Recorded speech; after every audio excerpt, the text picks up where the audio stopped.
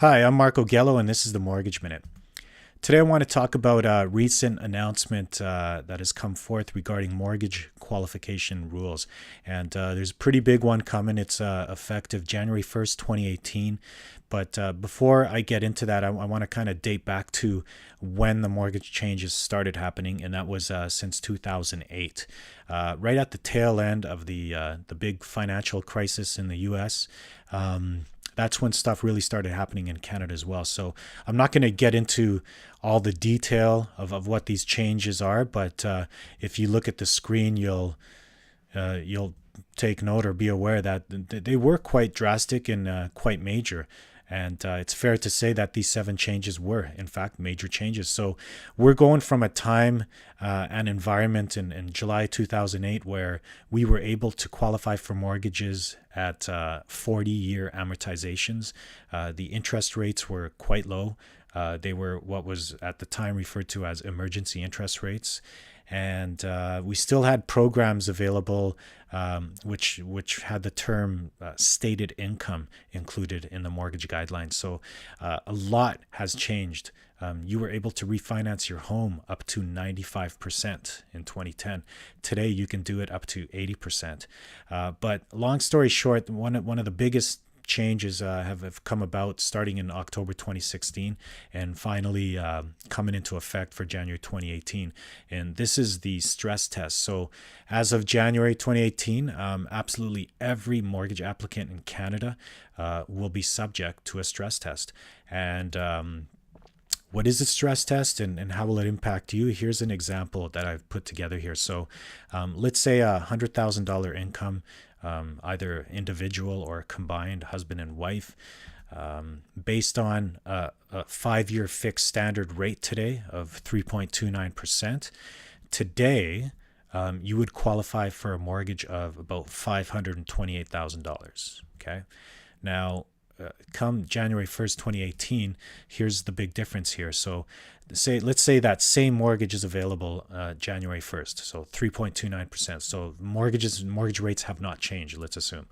So 3.29% is available January 1st. You're going to qualify for it, but the difference is in January, you will have to qualify 2% higher than your contract rate. So if your rate is 3.29, that means your qualifying rate is 5.28. Obviously, this is going to have a massive effect on the qualification amount. So today you can qualify for 528,000. After January, that's down substantially to about 380,000. So it's a big deal, and this is why it's making the press. You see it on the news, in the newsprint, social media, you name it. It's a big deal, and the talk is that this will have some type of impact on the real estate market in Canada, to be general. But in that same time frame I just discussed, there were 7 major rule changes, and the major one coming into effect here in 2018. But we can't forget about all the other changes that have occurred. So these are the non-mortgage rule changes, and as you can see on the screen, there's quite a few of them. So everything from the BC government implementing a 15% foreign buyer tax in Vancouver. Ontario ended up doing the same not long ago. We have some government changes in BC and Alberta. Trudeau takes office. Just a bunch of stuff. Oil has been under $60 since 2014. So if we're looking for reasons or excuses for a weak real estate market, I think we have a ton of them. But despite the changes, the markets haven't been showing that, at least what we can see here in an 8-year period. So I took the numbers from 2008 when these changes started happening, all the way up until I have 2016 here, but I have another column as the numbers appear here, August 2017. So Calgary has went up in that time period by 12%. You could see the numbers there. Edmonton, pretty much the same performance, 11%. Vancouver, just rocketing up to 46%.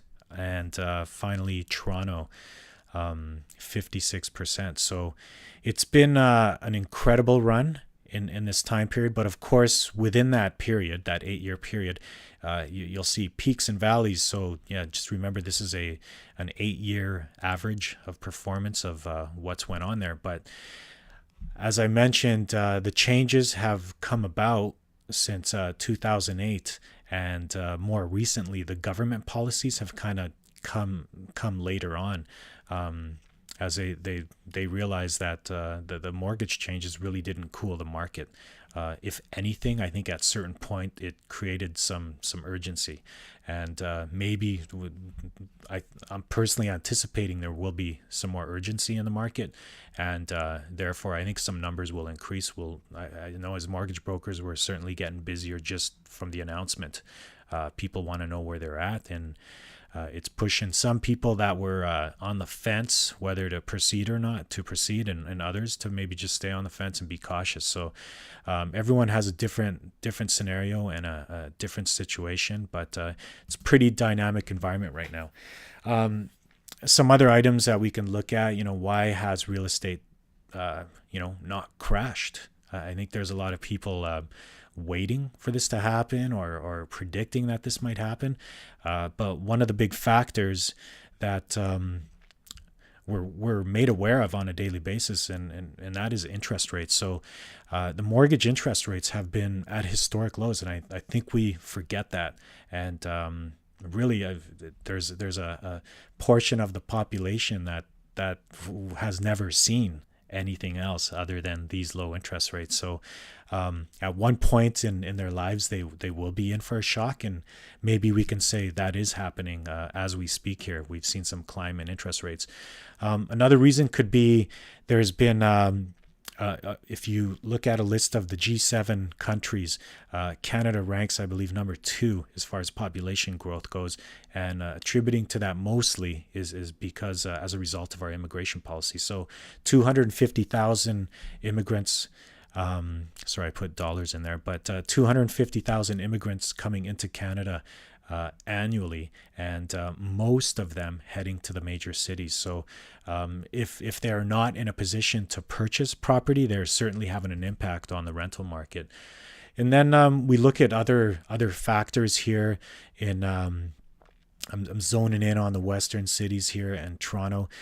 Just natural boundaries restricting new development. So if you're in Vancouver, there's the ocean to the west, the mountains to the north, and the rest of the boundary is limited with agricultural land reserve plots. So it seems to be everything's kind of lined up to increase the population density of major cities in Canada, because for whatever reason, natural boundaries restricting new development, agricultural or even political boundaries, I'll call them, we're not able to just sprawl out and make the major cities bigger. And it seems to be a common mandate with a lot of municipalities across Canada, where really they're working on controlling that urban sprawl in an effort to save on expenses to build infrastructure as cities grow. So that certainly is a pattern. If you can just Google that and look at population density and see the trend for a lot of cities in Canada and in North America for that matter.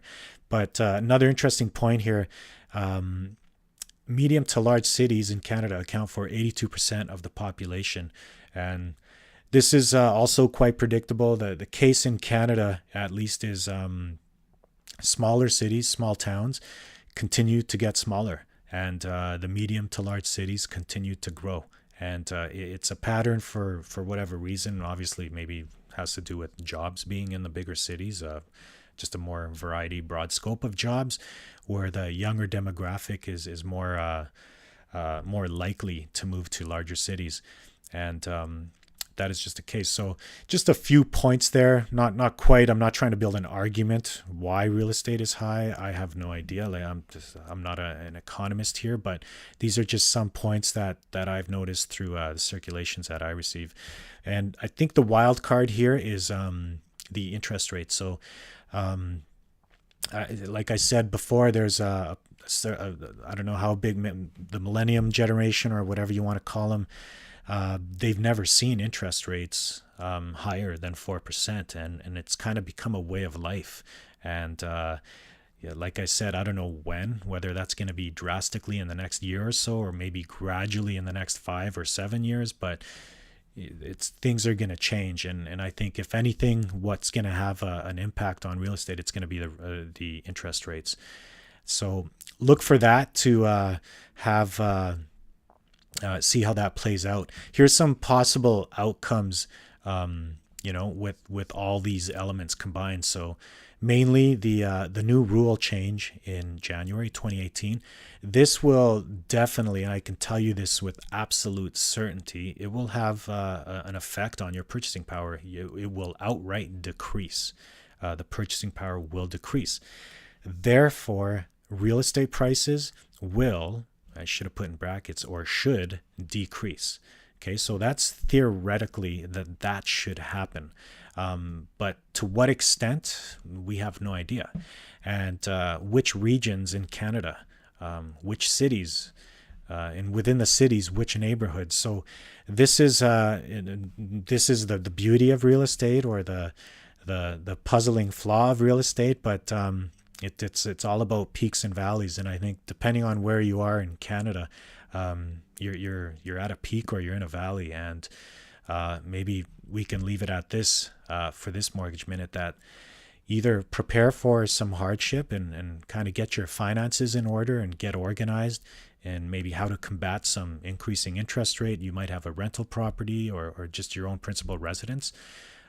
So look for that and make some adjustments in your life, or look forward to some opportunities, because there certainly will be some out there. And I think this is could be ranging from coast to coast here, but we'll be keeping a close eye on Western Canada, particularly Alberta and BC. That's where our mortgage brokerages is licensed. So we're licensed to do full mortgage refinances, residential, commercial, private, you name it, for the provinces of Alberta and BC. So we'll definitely keep you up to date with all things real estate and financing. And thank you for watching. This is Marko for the Mortgage Minute. Thank you.